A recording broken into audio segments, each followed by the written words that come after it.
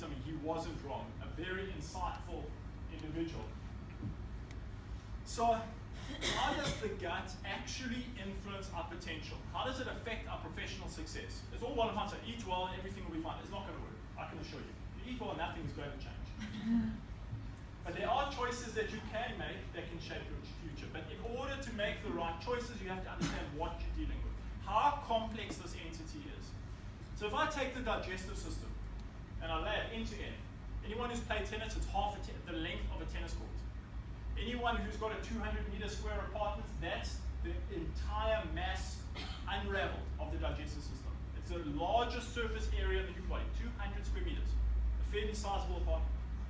But what's most interesting about the digestive tract is it's not just about processing nutrients and assimilation and digestion. It's far more than that. It has certain cells in the walls of the gut called enteroendocrine cells. Now what these cells do is they produce hormones. In fact, 1/3 of all the hormones we need to function are produced there.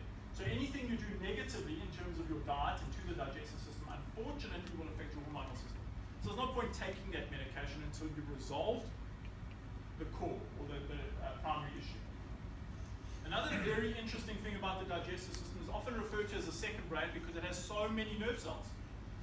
The digestive system has around 600 million nerve cells, 600 million. If I take the most intelligent small animal, which is a rat, and I take every nerve cell in its brain, in its spinal cord, in its peripheral body, and I count them, it will only come up to 200,000 neurons. A highly intelligent animal is a third as intelligent as our digestive system. But it makes sense because the brain and the digestive system actually come from the same point. They're from something called the neural crest. Another very interesting thing that has been discovered about the digestive system is that 70% of the immune system is represented in the digestive system. So anything that happens to you on an immune level, if you get sick, it's digestive. If your immune system is overactive and you've got allergies, it's your digestive system. Because 70% of what goes on from an immune perspective is digestively mediated. So here we've got neurological, hormonal, and immunological. So we've got three big factors, three big systems that are driven, largely influenced by this system that we thought was there just to extract nutrients. But the digestive system does more. It's like a very marked ad. It does a lot more. In fact, the digestive system actually organizes brain behavior. There's a tremendous amount of communication between the brain and the gut on an ongoing basis. But according to Emmer and Mayer from UCLA, 90% of the communication between these two systems is actually from the digestive system. The brain does not organize behavior of the digestive system, it's the other way around. And if you antagonize the digestive system, unfortunately, you're going to have problems.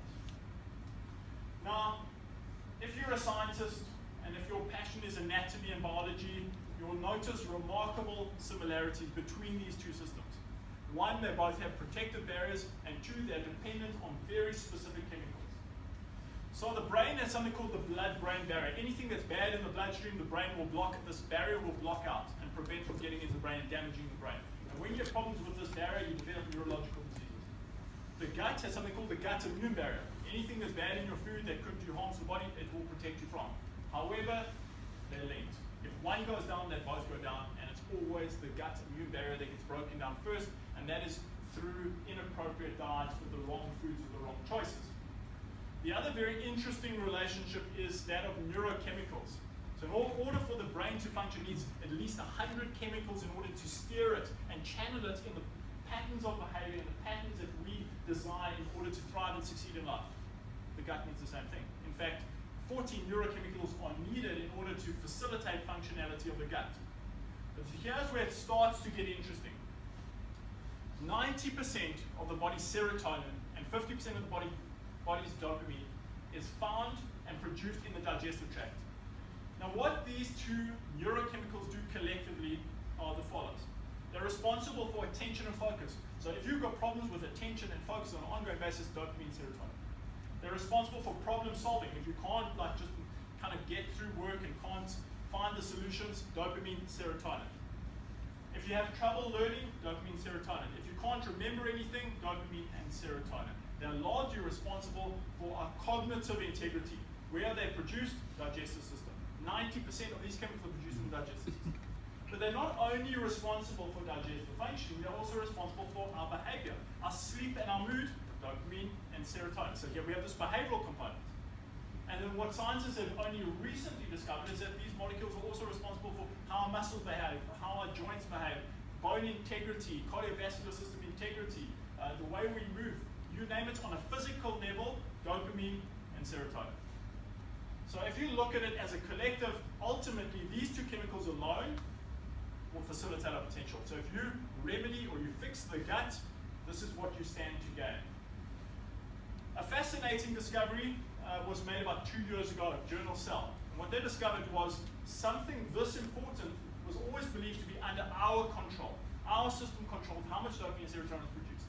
But 2 years ago, a study came out showing that the amount of serotonin that is produced in the digestive system is not up to us.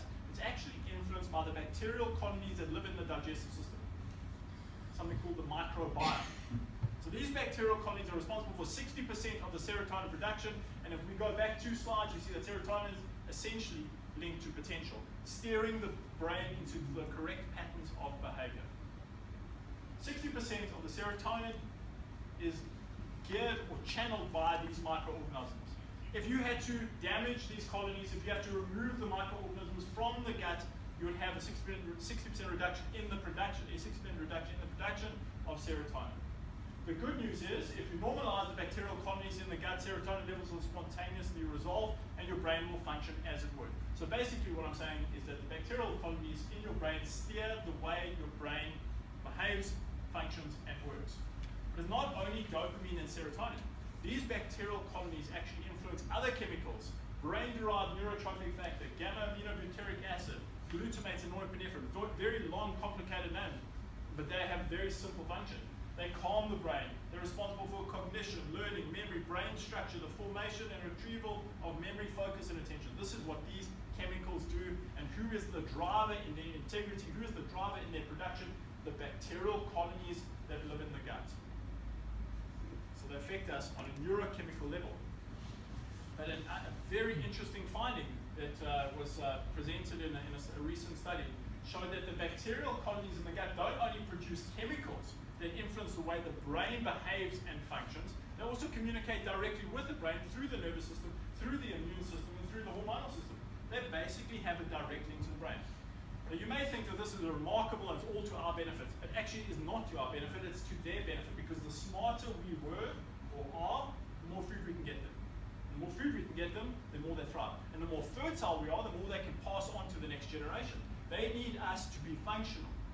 And this is why we have the symbiosis principle.